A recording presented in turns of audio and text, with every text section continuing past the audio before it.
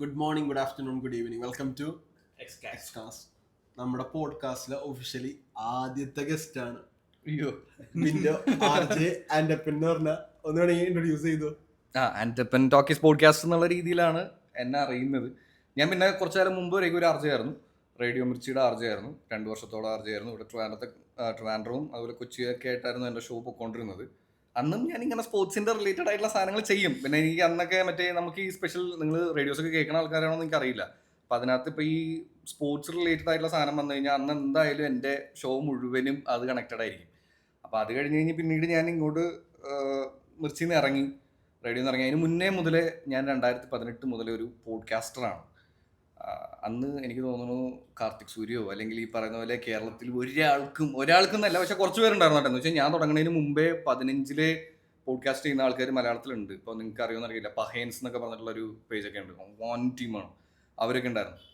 അങ്ങനെ പിന്നെ ഞാൻ 2018 പോഡ്കാസ്റ്റിൽ വരുന്നു. പോഡ്കാസ്റ്റിൽ നിന്ന് ഇപ്പോൾ വീണ്ടും മിർച്ചി കയറി, അവിടെ നിന്ന് വീണ്ടും ഞാൻ പോഡ്കാസ്റ്റിലേക്ക് തന്നെ തിരിച്ചെത്തിയിട്ട് ഇപ്പോൾ ഇവിടെ എത്തിയിരിക്കുന്നു. ഇന്നിപ്പോൾ ആൻഡപ്പൻ ടോക്കീസ് പോഡ്കാസ്റ്റ് എന്ന് പറഞ്ഞിട്ട് സ്പോർട്സ് ക്ലബ്ബ് എന്ന് പറഞ്ഞിട്ട് ഞാനൊരു ചാനൽ തുടങ്ങിയാണ്. അത് സംഭവം എന്താണെന്ന് വെച്ച് കഴിഞ്ഞാൽ, എനിക്കിപ്പോൾ ഫുട്ബോൾ കളിക്കാൻ പറ്റാറില്ല. എനിക്ക് 2 കൈയും ഡിസ്ലൊക്കേഷൻസ് ഒക്കെ ആയിട്ട് കുറച്ച് റെസ്റ്റിലാണെന്ന് വെച്ച് കഴിഞ്ഞാൽ ഷാജി പാപ്പനെക്കാളും കഷ്ടപ്പെട്ട അവസ്ഥയാണ് എൻ്റെ.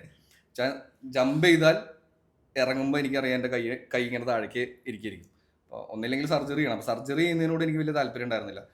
പിന്നെ വലിയ കളിയൊന്നും കേട്ടോ. എന്ന് വെച്ചാൽ ഇവിടുത്തെ ലോക്കൽ കളികളൊക്കെയാണ് ഞാൻ കളിക്കുന്നത്. പറഞ്ഞു കഴിഞ്ഞ് കഴിഞ്ഞാൽ വലിയ പ്രശ്നമായിരുന്നു. വെച്ച് കഴിഞ്ഞാൽ പറയോ ഉമ്മാര് മറ്റേ സീനാണെന്നൊക്കെ പറഞ്ഞിട്ട് കമന്റിലൊക്കെ വന്നോളായി. എന്ന് വെച്ചാൽ ഇവിടുത്തെ ലോക്കൽ, ഞാൻ ഇവിടെ കുസാറ്റിൽ സ്ഥിരം കളിക്കാൻ വരുമായിരുന്നു. പിന്നെ അല്ലാതെ പഞ്ചായത്ത് മേള, നമ്മുടെ അവിടുത്തെ പഞ്ചായത്ത് ടൈപ്പ്. പിന്നെ ഞാൻ മലപ്പുറത്തിന് തൊട്ടടുത്തുള്ള സ്ഥലമാണ്, കോഴിക്കോട് സൈഡ് അങ്ങോട്ടാണ്. സോ അപ്പോൾ അത് നമുക്ക് അങ്ങോട്ട് ഫുട്ബോളിൻ്റെ ഒരു കൾച്ചറുള്ള സ്ഥലമാണ്.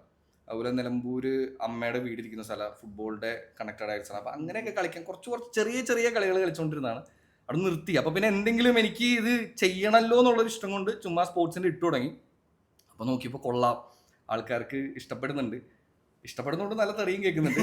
അപ്പൊ പിന്നെ ഞാൻ അങ്ങനെ ആ ഒരു എന്റെ മോട്ടിവേഷൻ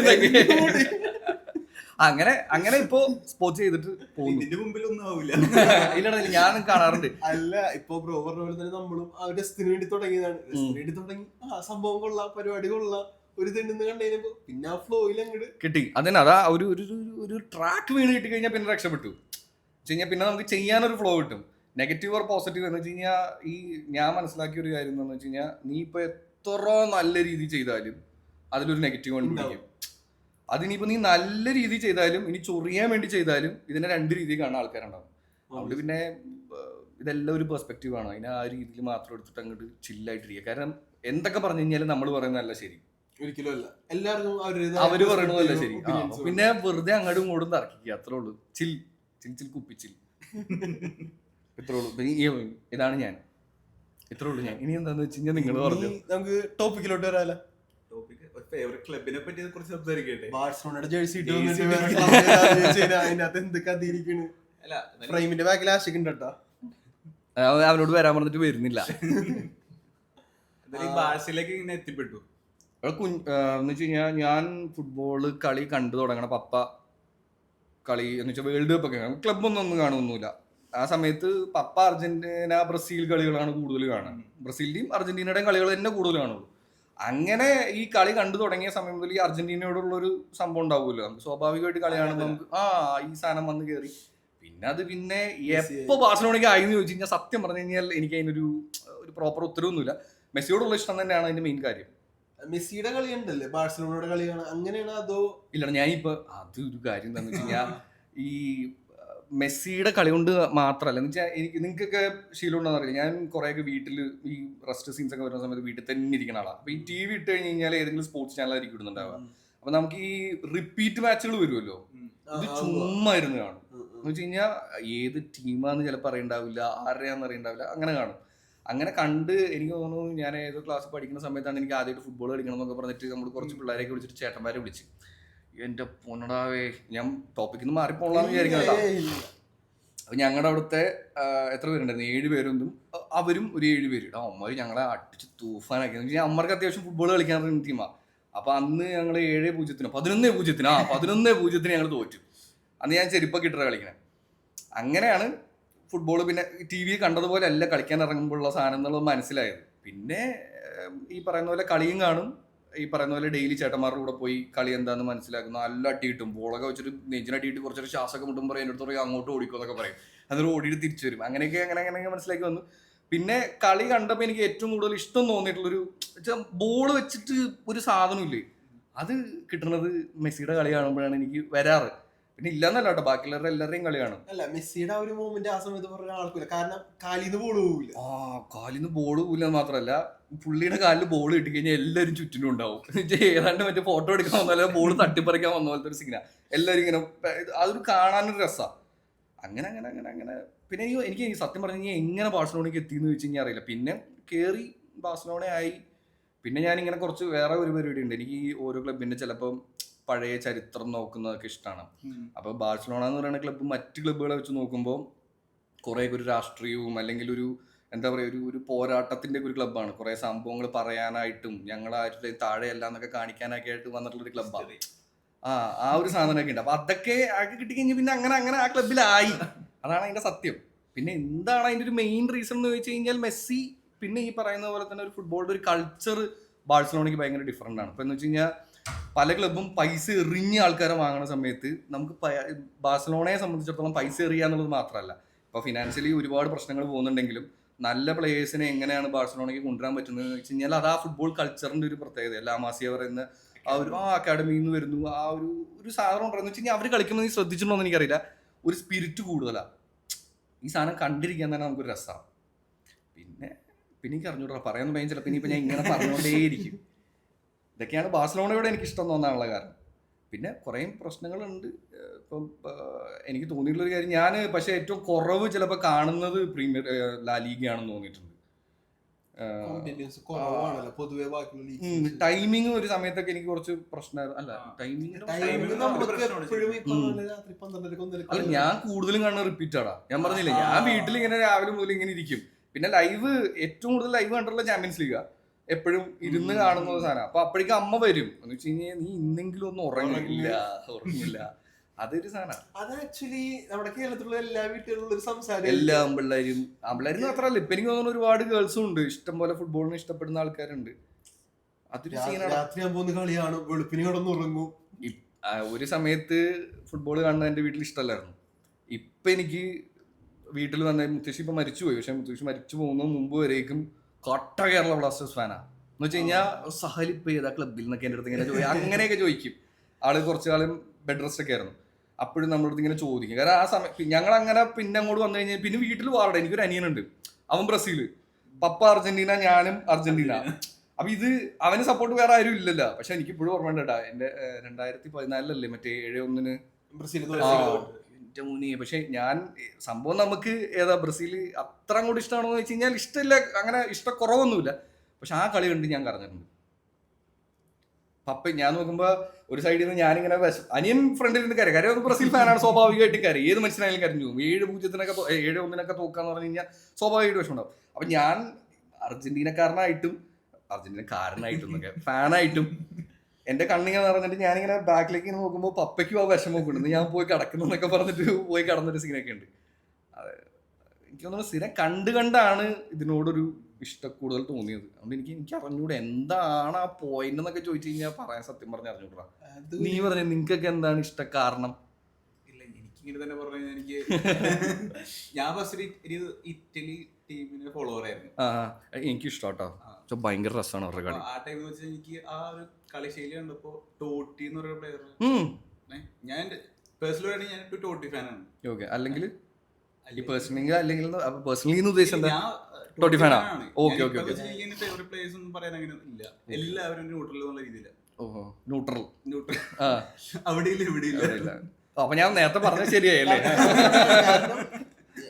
എന്റെ അറിവില് എൽഷറാറിയുടെ ഒരു കട്ട ഫാനായ ഒരു കൂട്ടുകാരൻ എനിക്ക് ഒന്നേ ഉണ്ടായുള്ളൂ. ഇല്ല, പക്ഷെ ആ ഒരു ടൈം ചുമ്മാ ജസ്റ്റ് ടോട്ടി എന്നൊക്കെ പറഞ്ഞത് വിരമിച്ചു കഴിഞ്ഞാൽ പിന്നെ വെച്ച് കഴിഞ്ഞാൽ ആ ടോട്ടിയിൽ നിന്നാണ് ഞാൻ റോമയിലേക്ക് എത്തുന്നത്. ഞാൻ ഒരു എസ് റോമ ഫാൻ കൂടിയാണ്.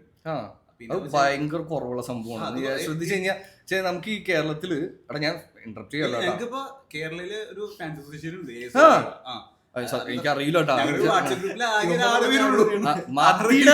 ഗ്രൂപ്പായില്ലേ, അതാണ് സംഭവം. അതും എനിക്ക് 2020 ഒരാളെ കിട്ടുന്നത്. ഒരാളെ കിട്ടിയപ്പോ തന്നെ ഒരു സന്തോഷം എന്ന് പറയുന്നത് മനസ്സിലായി.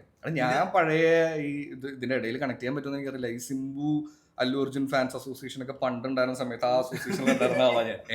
അപ്പൊ എനിക്കറിയാം എത്ര പേര് അതിനകത്ത് ഉണ്ടാവും എന്നുള്ളത് അറിയാം. എനിക്ക് ആ വികാരം മനസ്സിലാവും. ടോട്ടി പക്ഷെ ഭയങ്കര എന്താ പറയാ, വൺ ക്ലബ്ബ് നമുക്ക് ആ ഒരു ഫീല് തരുന്ന ഒരു സാധനമല്ലേ, അടിപൊളി സംഭവം. പിന്നെ ഇറ്റലിയോട് എനിക്ക് കുറച്ചും കൂടി ഇഷ്ടമുള്ളതെന്ന് പറഞ്ഞു കഴിഞ്ഞാല് അവരുടെ ഡിഫൻസ്. ഞാൻ കുറച്ച് ബാക്ക് കളിക്കുന്ന എന്ന് വെച്ച് കഴിഞ്ഞാൽ നമുക്ക് ബോൾ കയറ്റി വിടാൻ താല്പര്യം ഇല്ലാത്ത ടൈപ്പ് ഓഫ്, ഞാൻ വിങ് ബാക്ക് ആണ്. പക്ഷെ എന്നാലും നമുക്കത് തടയണം. ബോൾ തടഞ്ഞാലല്ലേ നമുക്ക് ജയിക്കാൻ പറ്റുള്ളൂ, അല്ലാതെ ഒരിക്കലും ഒരു കളിയും ജയിക്കില്ല. ബാർസലോണ തോക്കാനും കാരണം അതായിരുന്നു.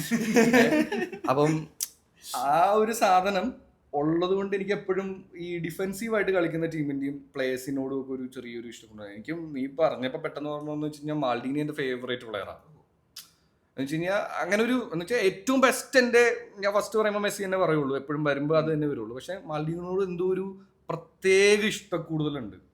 പുള്ളി ഇത്രയും കാലം ഞാൻ ചില സമയത്തൊക്കെ ഈ ഇതൊക്കെ എടുത്ത് വായിച്ചു കഴിയുമ്പോൾ പുള്ളിയുടെ കളിയൊക്കെ ഞാൻ ചുമ്മാ എടുത്ത് ഇങ്ങനെ നോക്കും, എങ്ങനെ റെഡ് കാർഡ് കിട്ടാതെ ഇത്രയും കളികൾ. പുള്ളിക്കാരെ പറഞ്ഞ മറ്റേ ഒരു ഫേമസ് കോട്ട് ഉണ്ടല്ലോ, നിങ്ങളൊരു ടാക്കിൾ ചെയ്യണമെങ്കിൽ അവിടെ നിങ്ങൾ മിസ്റ്റേക്ക് വരുത്തിയെന്നാണ്.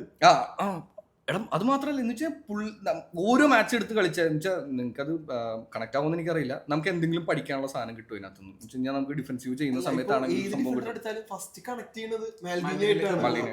പിന്നെ ഇപ്പൊ എന്താ പറയുക, ഇപ്പോ ഈ പറയുമ്പോ ചിലപ്പോ കുറച്ച് വേറെ രീതിയിൽ എടുക്കും. ഈ 2K കിഡ്സ് എന്നൊക്കെ പറഞ്ഞു എന്നെ 2K കിഡ്ന്ന് പറയടാ. ഞാൻ ചില സമയത്ത് ആലോചിക്കും എന്നെ എന്തിനാ പറഞ്ഞ, ഞാനാണ് കല്യാണം കഴിച്ച് വേറെ മൂടും പിടിച്ച് വേറെ രീതിയിൽ പോണ ആള്. എന്നെ ചിലർ വന്നിട്ട് പറയും അതെന്ത് ഈ സീൻ എന്ന് പറഞ്ഞാൽ, ഈ അർജന്റീനക്ക് ഇപ്പം ഈ അടുത്താണ് വേൾഡ് കപ്പ് കിട്ടിയതിന്റെ ബേസിൽ ഈ 2022 വേൾഡ് കപ്പ് കിട്ടിയത്. അന്ന് മുതലാണ് അർജന്റീനയിൽ ഫാൻസ് ആയെന്ന് പറഞ്ഞിട്ട് എനിക്ക് ഇപ്പോഴും ഓർമ്മയുണ്ട്. കേരളത്തില് ഈ 22 വേൾഡ് കപ്പിന്റെ സമയത്ത് തന്നെ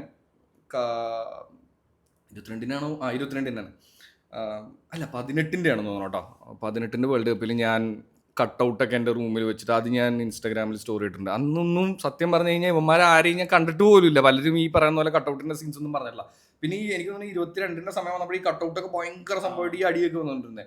ആ സമയത്ത് കേരളത്തിലെ ആദ്യത്തെ RJ സ്റ്റുഡിയോയുടെ ഉള്ളിൽ പോഡ്കാസ്റ്റ് എന്ന് വെച്ചാൽ റേഡിയോ സ്റ്റുഡിയോയുടെ ഉള്ളിൽ മെസ്സിയുടെ കട്ടൗട്ട് വെച്ച ആദ്യത്തെ ആളെന്ന് പറഞ്ഞിട്ടൊക്കെ ഞാനിങ്ങനെ വീഡിയോ ഇട്ടിട്ടുണ്ട്. അപ്പൊ ഇവർ ഈ 2K കിഡെന്ന് പറഞ്ഞിട്ട് എന്നെ കളിയാക്കുന്നത് എന്ന് വെച്ചാൽ വേൾഡ് കപ്പ് കിട്ടിക്കഴിഞ്ഞിട്ടാണ് ഞാൻ മെസ്സിയെ കണ്ടു തുടങ്ങിയെന്ന് പറയുമ്പോൾ എനിക്ക് മറ്റേ ഞാൻ കാണിച്ചാൽ എനിക്ക് എന്നോടായി പറയണേ എന്നുള്ളൊരു സാധനം വരും. ടോപ്പിക്കിൽ നമ്മൾ നല്ല മാറിപ്പോണ്ടല്ലേ? ഇല്ല അത് പക്ഷെ എന്ന് വെച്ചാൽ നിങ്ങൾ പറഞ്ഞോണോ കേട്ടോ, ഞാനിങ്ങനെ തുടങ്ങി കഴിഞ്ഞാൽ ചിലപ്പോൾ നിർത്തൂല, അതാണ് പ്രശ്നം. എന്തായാലും നമ്മൾ പറഞ്ഞോണ്ടിരുന്നത്, അതാ ഞാൻ ഇപ്പൊ ആലോചിച്ചത്. ടോട്ടി കഴിഞ്ഞിട്ട് മാലിന്യ വന്ന് പറഞ്ഞു വന്ന വിഷയം എന്താണെന്ന് വെച്ചാൽ, ഈ പെസ്സിൽ കളിക്കുന്ന പിള്ളേരില്ലേ ഇവന്മാര് പലരും ഈ ഇത് അതാ ഞാൻ പറഞ്ഞത്, ചിലപ്പോൾ അവർക്ക് ഫീൽ ആവാൻ ചാൻസ് ഉണ്ട്. ചിലപ്പോൾ നമ്മൾ അല്ല അങ്ങനെയല്ല, ഇത് കണ്ടിട്ട് മാത്രം ഈ അതിൽ എന്ന് വെച്ചാൽ നമുക്ക് പഠിപ്പിച്ചു തരാൻ വേണ്ടി വരും. ഞാൻ ഇപ്പോഴും ഓർമ്മയുണ്ട്, നിങ്ങൾ കണ്ടിട്ടുണ്ടോന്ന് അറിയില്ല, ഫിഫയുടെ ഒരു പരിപാടി ഉണ്ട്, ലെജൻസ് എന്ന് പറഞ്ഞിട്ട് ചാനലിൽ വരാറുള്ള ഒരു പ്രോഗ്രാം ഉണ്ട്. കണ്ടിട്ടുണ്ടോ? ഏത് ചാനലിലാണെന്ന് എനിക്ക് ഓർമ്മയില്ല. സ്ഥിരം വരും എല്ലാ ലെജൻസിന്റെയും എൻ്റെയർ ഡീറ്റെയിൽസ്, അവരെത്ര കപ്പ് അടിച്ചിട്ടുണ്ട്, എന്തൊക്കെ ട്രോഫീസ് ഉണ്ട്, അവരുടെ കുറെ സാധനങ്ങൾ എന്നൊക്കെ പറഞ്ഞിട്ട് അപ്പോഴും കാണിക്കും. ഇത് കഴിഞ്ഞിട്ട് കാണിക്കുന്ന പരിപാടി, ഇതെല്ലാം കാണുന്ന ഒരു സ്വഭാവമുള്ള ആളാണ് ഞാൻ. എന്ന് വെച്ചാൽ ഞാൻ ചുമ്മാ എനിക്ക് ഇങ്ങനെ ഇത് കണ്ടിട്ട് എന്തിനാന്ന് എനിക്ക് അറിഞ്ഞൂടെ ഇപ്പോഴും. എന്റെ സമയം പോക്കതാ. അപ്പം ഈ പിള്ളേർക്ക് ഇത് എത്ര പറഞ്ഞാലും മനസ്സിലാവൂല. ഇവര് എന്നിട്ട് നമുക്ക് പഠിപ്പിച്ചു തരും, എടാ ഈ എന്താണ് മാൽഡീനി എന്ന് പറഞ്ഞു കഴിഞ്ഞാൽ ഇതാണ് സ്കോർ, ഇതാണ് സാധനം. ഞാനാണ് ഇപ്പൊ കുറച്ചായിട്ട് പെസ് കളിക്കാറില്ല, അപ്പൊ എനിക്ക് ഇവന്മാർ ഈ പറയണ പല സാധനം എനിക്ക് മനസ്സിലാവാറില്ല. അതിൽ കുറച്ച് വാല്യൂസ് ഉണ്ട് ഇത്രയും ടയറിലൊക്കെ ഒന്നും. അപ്പൊ ഇവര് പറയുന്നത് ലോവസ്റ്റ് ടയറിലുള്ള പ്ലേയേഴ്സിന് കളിക്കാറില്ല, പണ്ടത്തെ കളിയില്ല. എന്റെ ഒരു ഇതില് ഭൂരിഭാഗം പേരും ബെക്കംബറിനെയും ഈ പറഞ്ഞ മത്യാസിനൊക്കെ അറിയണത് അല്ലാണ്ടൊന്നും. ഞാൻ ചില സമയത്ത് എനിക്ക് ചില പിള്ളേരുടെ താഴത്തെ കമന്റ് നിങ്ങളത് നോക്കാറുണ്ടോ എന്ന് എനിക്കറിയില്ല. എന്ന് വെച്ചാൽ ഉമ്മാര് നമുക്ക് ഇന്ന പ്ലേയേഴ്സിനെ കുറിച്ചൊക്കെ അറിയോ, ചേട്ടൻ ആ സമയത്ത് ജനിച്ചിട്ടുണ്ടായിരുന്നു എന്നൊക്കെ എൻ്റെ അടുത്ത്. ശരി, ഞാനൊന്നും പിന്നെ മറുപടി പറയണ്ടെന്ന് വിചാരിച്ച് പിന്നെ മറുപടി പറയാതെ പോകാറുണ്ട്. അയ്യോ, കണ്ടിന്യൂ ഇനി ഞാനെന്താ പറയണ്ടേ? എങ്ങനെ റെയിലേക്ക് എത്തി? നീ പറഞ്ഞില്ലല്ലോ, അവൻ പറഞ്ഞു. എങ്ങനെ റെയിലേക്ക് എത്തിന്നാ ഫുട്ബോളിലോട്ട് എത്തിയതാ? ഏതായാലും കുഴപ്പമില്ല, രണ്ടും കണക്ട് ആയിട്ട് വരുമല്ലോ. ഇപ്പൊ പറഞ്ഞ പോലെ വാപ്പ സിദ്ധാന്റെ കട്ട ഫാനായിരുന്നു. അങ്ങനെ 2006 വേൾഡ് കപ്പ് ഉണ്ടല്ലോ, സിദാമന്റെ തലക്കിട്ട് അടിച്ചിട്ട് പോയത്. ഞാൻ ആദ്യം ചെറുപ്പമാണ് ആ സമയത്ത് ഫുട്ബോളിന്റെ ഒരു ആദ്യം ഓർമ്മ. അപ്പൊ സിദാന്റെ കട്ട ഇച്ചിരിക്കാതെ ഭയങ്കര ദേഷ്യവും ഇതായിരുന്നു.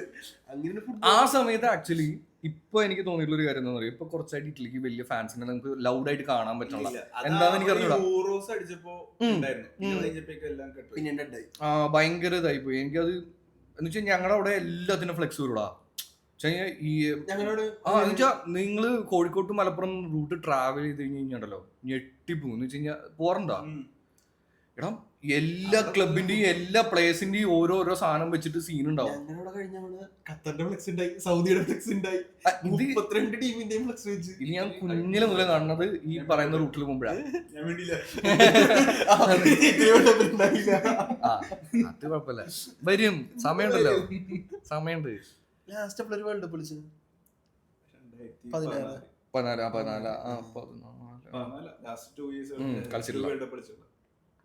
കളിച്ചിട്ടില്ല. ഇപ്രാവശ്യം കളിക്കുവോ?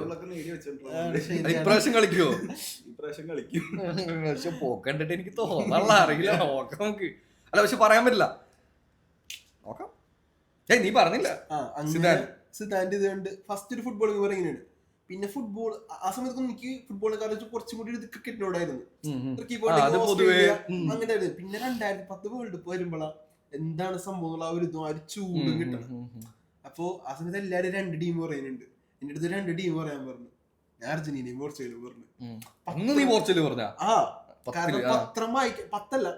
പത്രം വായിക്കുമ്പോ ക്രിസ്ത്യാനോ റൊണാൾഡോ, മെസ്സി, ഈ ഒരു പേരാണ് ഞാൻ കേൾക്കണത് ആദ്യമായിട്ട്. റാങ്കിങ്ങിൽ നോക്കിയപ്പോഴും പോർച്ചുഗൽ 3ാമത്. കുഴപ്പമില്ലാത്ത അങ്ങനത്തെ ആ ഒരു സ്കീമില്. പിന്നെ ഞാൻ ബെറ്റ് വെച്ച് എന്റെ ഒരു കസിനായിട്ട്, ഒരു അങ്കിളായിട്ട്, അർജന്റീന വേൾഡ് കപ്പ് അടിച്ചില്ലെങ്കിൽ ഞാൻ മുട്ടടിക്കുമെന്ന്.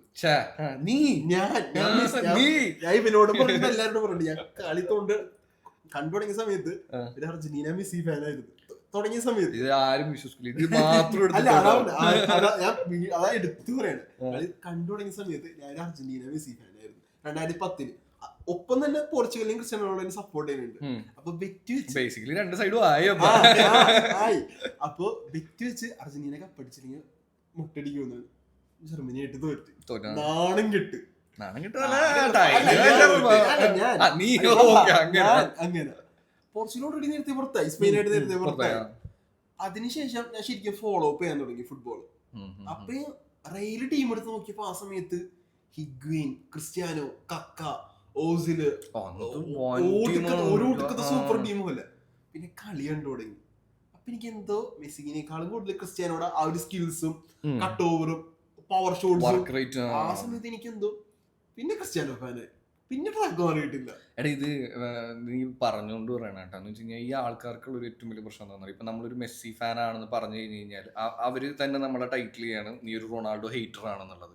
പക്ഷെ അങ്ങനെയില്ല. എന്ന് വെച്ച് കഴിഞ്ഞാൽ എനിക്ക് തോന്നുന്നു ഞാൻ ഏറ്റവും കൂടുതൽ ചിലപ്പോൾ മെസ്സിയുടെ കളികൾ കണ്ടതിനൊക്കെ കൂടുതൽ കണ്ടിട്ടുള്ള റൊണാൾഡോയുടെ കളിയാണ്. പക്ഷെ നമുക്ക് ആ പുള്ളി എടുക്കണ പൊസിഷനിങ് എന്ന് പറഞ്ഞു കഴിഞ്ഞാണ്ടല്ലോ, എനിക്ക് തോന്നുന്നു ഇപ്പോഴും പലർക്കും കിട്ടൂല. ഞാൻ ദിവനോട് ആഷിഖിനോട് എപ്പോഴും പറയാറുണ്ട്, ഞാൻ മെസ്സിനെ ഒരിക്കലും കുറ്റം പറയും. പെട്ടെന്ന് ആരെന്തൊക്കെ പറഞ്ഞാലും മെസ്സി എന്ന് പറഞ്ഞ പുള്ളിക്ക് പ്ലെയറിനെ ആരും ഒരിക്കലും കുറ്റം പറയാൻ പാടില്ല, ഹെയ്റ്റ് ചെയ്യാൻ പാടില്ല. കാരണം അതിനുള്ള കളിക്കാരൻ്റെ പ്ലെയറുണ്ട്. പക്ഷെ ഈ പറഞ്ഞ 2K കിഡ്സും വേറെ കുറെ ആൾക്കാർ വന്നിട്ട് അതും പറയുമ്പോൾ അത് ഫുട്ബോളിന് ഒരു ബഹുമാനം കൊടുക്കാത്ത പോലെ എനിക്ക് തോന്നിയേക്കണം. അത് പറഞ്ഞിട്ട് എന്ന് വെച്ച് കഴിഞ്ഞാൽ ഇതിപ്പോ എന്താണെന്നറിയോ, ഈ നമ്മളിപ്പോ ഇങ്ങനെ സംസാരിച്ചു, ഇത് അവിടെ ഇരുന്നുമ്പോ അവർക്കൊരു യുദ്ധമാണ്, അതിന്റെ ഇടയിൽ അവർക്ക് കിട്ടുന്ന ഒരു സാധനമാണ് നമ്മൾ പറയുന്ന സാധനം. ക്രിസ്ത്യാനോട് പക്ഷെ അതിനൊരു റെസ്പെക്ട് കൊടുത്തു കഴിഞ്ഞാൽ അതൊരു രസമാണ്. അതല്ലാണ്ട് ഈ ആവശ്യമില്ലാണ്ട് തെറിവിളിയും കൊണയും അങ്ങോട്ടും ഇങ്ങോട്ടും അത് തീരൂലടാ.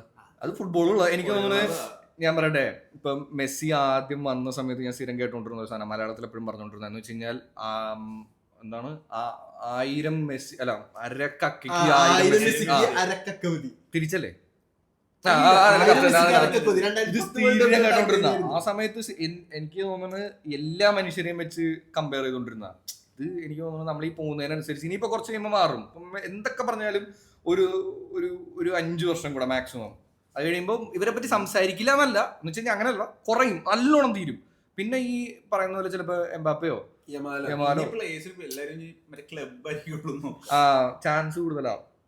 പക്ഷേ ക്രിസ്ത്യാനോ മെസ്സിക്കും കിട്ടിയ ഒരു ഫാൻ ഫോളോയിങ് ആ ഒരു ഇതും ഇനിയൊരു പ്ലെയറിന് അങ്ങനെ നമ്മൾ ഈ കാലത്തിലായതുകൊണ്ട് ആയതുകൊണ്ടായിരിക്കും. എനിക്കിപ്പോ കുറച്ചായിട്ട് അങ്ങനെ ഫീൽ ചെയ്യുന്നുണ്ട്. കാര്യം എന്താണെന്ന് വെച്ച് കഴിഞ്ഞാൽ പഴയ നമ്മൾ ഈ ന്യൂസ് ആർട്ടിക്കിൾസ് ഒക്കെ വായിക്കുമ്പോഴേ അന്ന് പ്ലേയേഴ്സിനെ കൺസെപ്റ്റ് എന്ന് വെച്ചാൽ ഈ അന്ന് പത്രമാണല്ലോ മെയിൻ, അതിൽ എഴുതുന്നത് കണ്ടു കഴിഞ്ഞാൽ നമുക്ക് മനസ്സിലാക്കാം എന്ന് വെച്ച് കഴിഞ്ഞാൽ അവരെ എങ്ങനെയാണ് ട്രീറ്റ് ചെയ്തിരുന്നുള്ള സാധനങ്ങളൊക്കെ. മർഡോണയുടെ സീരീസ് ഉണ്ടല്ലേ ആമസോൺ, അതിൽ കണ്ടാലും മനസ്സിലാവും. എന്ന് വെച്ച് കഴിഞ്ഞാൽ പുള്ളിക്ക് അന്നും ആ ഒരു റേഞ്ച് ഉണ്ട്. ഇന്ന് പിന്നെ സോഷ്യൽ മീഡിയ ഒക്കെ ഉള്ളതുകൊണ്ടാണ് ഇത്രയും സീനൊക്കെ വന്നുള്ളതെന്ന് തോന്നുന്നു. അപ്പൊ ഇതാണ് നിനക്ക് റയൽ മാഡ്രിഡിലേക്ക് വന്നതിന്റെ ഒരു അങ്ങനെ ക്രിസ്ത്യാനോ ഫാനായി. ക്രിസ്ത്യാനോ ഫാനായതിനു ശേഷം ഒബിയസ്ലി കളിക്കുന്ന ക്ലബ്ബ് റയൽ മാഡ്രിഡ് ആണല്ലോ. അല്ലല്ല 2010 റയലാണ്. കഴിഞ്ഞു വന്നു ഇങ്ങോട്ട് വന്നു. അപ്പൊ എനിക്ക് ഏറ്റവും വിഷമം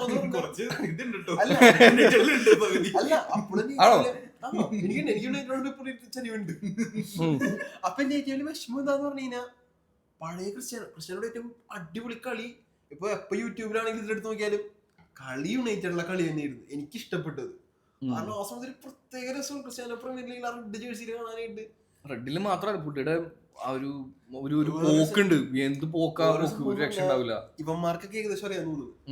ക്രിസ്ത്യാനോ യുവന്റസിൽ നിന്ന് ഇറങ്ങുന്ന സമയം റെയിൽ വിട്ട സമയം എന്റെ ഏറ്റവും വലിയ ആഗ്രഹം യുണൈറ്റഡിലോട്ട് തിരിച്ചു വരണം എന്നുള്ളത്.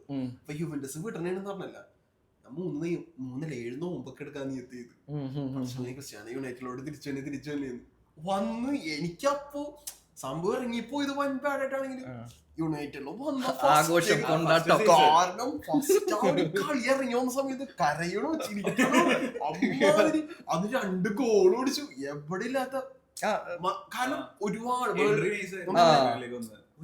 ആഗ്രഹിച്ചൊരു മൊമെന്റ് ആയിരുന്നു. ക്രിസ്ത്യാനോന്റെ ബാക്കിൽ ആ ഒരു റെഡ് ജേഴ്സിയിൽ അല്ല എനിക്ക് അതൊന്നും തോന്നുന്നു കുറെ പേര് ആഗ്രഹിച്ചിട്ടുണ്ടായിരുന്നു ഒരു സാധനം. പീറ്റർ ഡ്യൂരിയുടെ കമന്ററിയിൽ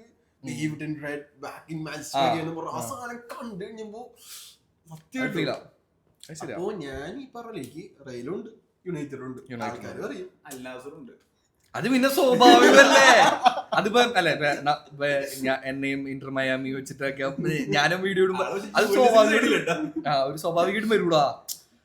പക്ഷെ എന്ത് പറഞ്ഞില്ലേ ഇപ്പൊ അൽനാസറിലേക്ക് ഇപ്പൊ എത്ര പറഞ്ഞു കഴിഞ്ഞാലും അത് കുറച്ച് കാലം വരെയൊക്കെ ഉണ്ടാവുള്ളൂ. അണ്ണൻ എത്ര കാലം അവിടെ ഉണ്ടാവും അതുവരെയൊക്കെ ഉണ്ടാവുള്ളൂ. കാര്യം എന്താണെന്ന് വെച്ച് കഴിഞ്ഞാൽ അവിടെ ഇപ്പൊ ഈ കിട്ടുന്ന ഈ സാധനങ്ങൾ മുഴുവനും പുള്ളി അവിടെ ഉള്ളത് കൊണ്ട് കിട്ടുന്നത്.